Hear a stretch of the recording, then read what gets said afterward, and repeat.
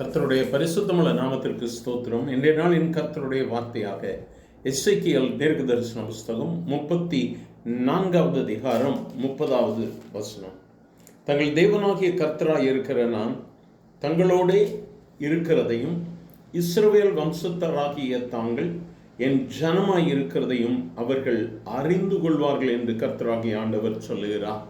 எனக்கு அருமையான தேவ பிள்ளையே, நாம் ஆராதித்து கொண்டிருக்கிற சர்வ வல்லமையுடைய தேவனாகிய கர்த்தர் நம்மோடு கூட இருப்பதை இந்த உலகம் அறிந்து கொள்ளும் என்கிறதாக இந்த இடத்துல வேதம் நமக்கு சொல்லுகிறது.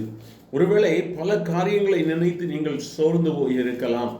இந்த ஆண்டவரை இயேசுவை நீ வணங்குகிறதினால் உன் வாழ்வில் நீ பெற்ற நன்மைகள் என்ன என்று சொல்லக்கூடிய மக்களின் மத்தியிலே ஒருவேளை வாழ்ந்து கொண்டிருந்தாலும் இந்த நாளிலே தேவனாகிய கர்த்தர் சொல்லுகிறார், நான் உன்னோடு கூட இருப்பதை இனி ஜனங்கள் காண ஆரம்பிப்பார்கள். இதுவரையிலும் நீ தோல்வியை சந்தித்தாய், இதுவரையிலும் உன்னுடைய வாழ்க்கையில பலவீனம் வியாதி என்று சொல்லி நீ ஓடிக்கொண்டிருந்தாய். ஆனால் இனி வருகிற நாட்களில் கர்த்தர் உன்னோடு கூட இருப்பதை ஜனங்கள் காணப்போகிறார்கள். சங்கீதக்காரன் சொல்லும் பொழுது சங்கீதம் 46வது அதிகாரத்தில் சொல்லுகிறார், சேனைகளின் கர்த்தர் நம்மோடு இருக்கிறார், யாக்கோபின் தேவன் நமக்கு உயர்ந்த அடைக்கலமானவர். எனக்கு அருமையான தேவ பிள்ளையை, சோர்ந்து போயிருக்கிறாயோ, பலவீனப்பட்டு போயிருக்கிறாயோ, என்ன செய்வேன் என்று சொல்லி கலங்கி இருக்கிறாயோ, கர்த்தராகிய தேவன் உன்னோடு கூட இருக்கிறார். இனி நீ வெட்கப்படாதபடிக்கு உன்னை தாங்கி வழி நடத்துகிறவர் உன்னோடு கூட இருக்கிறார். Then they will know that I, the Lord their God, am with them, and that the Israelites are my people, declares the sovereign God. நீங்கள் என் ஜனங்கள் என்று சொல்லி சர்வ வல்லமையுள்ள தேவன் சொல்லுகிறார். ஆகவே இனி நீ வெட்கப்படுவதில்லை, மாறாக கர்த்தர் உன்னோடு கூட இருந்து பெரிய காரியங்களை செய்கிறவராய் இருக்கிறார்.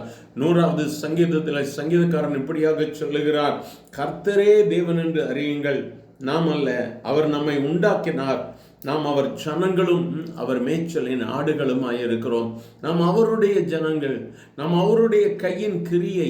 ஆகவே அவர் நம்மை நிச்சயமாக கைவிட மாட்டார். உன்னுடைய சோர்வுகளை எடுத்து போட்டு, ஆண்டவரே இந்த நாளில் உம்முடைய வார்த்தைக்காய் ஸ்தோத்திரம், ஆண்டவரே என்னோடு கூட பேசின தயவிற்காய் ஸ்தோத்திரம் என்று சொல்லி உன்னுடைய பலவீனங்கள், சோர்வுகள் எல்லாவற்றையும் உதறி தள்ளிவிட்டு ஆண்டவருடைய சமூகத்தில் உன்னை ஒப்பு கொடுப்பாயானால் இன்று தேவன் உன்னோடு ஒரு புதிய உடன்படிக்கையை ஏற்படுத்துவார்.